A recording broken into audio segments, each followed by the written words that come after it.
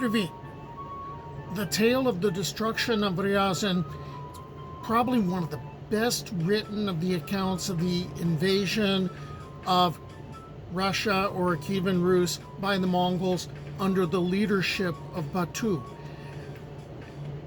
There's different parts that were clearly written by different people, and they're chock full of all sorts of, the usual phraseology of old Russian military tales like the Lay of Prince Ihor.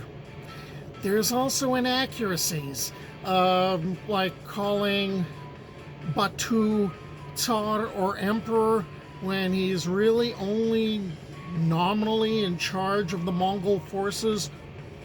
Ogadai was the Khagan or the Great Khan, and the General Subutai, who had been involved in the Battle of the River Kalka, which was a decisive Mongol victory, he's the guy that's really running the show. So Batu is more of a figurehead. What I'm going to do is I'm going to share the last part of Batu defeats Prince Yuri and the taking of Ryazan. Heroes and brave warriors, the flower of Ryazan's army, all drank the same bitter cup to the dregs and fell on the field of battle. And Prince Oleg was taken prisoner, half alive. All of this happened according to the will of God and because of our sins. And the Emperor Batu, seeing that numerous regiments of his army had been defeated, was seized by grief and awe. He began conquering the Ryazan lands, ordering that everyone and everything be cut down and burned without mercy. And he lay low the cities of Bronsk, Belgorod, Izheslavets, killing everyone in these cities without mercy, and Christian blood flowed out like a great river. All this because of our sins. When Emperor Batu saw Prince Oleg, the most handsome and bravest of the Ryazan princes, dying from his grievous wounds, he wanted to heal his wounds and win him over to his faith. But Prince Oleg began to reprimand Batu and to call him godless and the enemy of all Christendom. And fire came from the evil heart of Batu, and he ordered that Prince Oleg be cut to pieces. And so he became the second Stephen the Martyr, having received the crown of suffering from the all-merciful God, and he drank his bitter cup to the dregs with all his brethren. The accursed Batu began the conquest of the land of Ryazan and soon approached the city of Ryazan itself.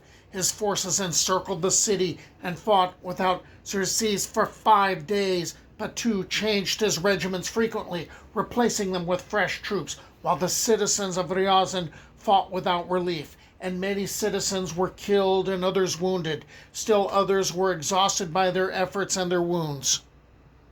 On the dawn of the 6th day, the pagan warriors began to storm the city, some with firebrands, some with battering rams, and others with countless scaling ladders for ascending the walls of the city.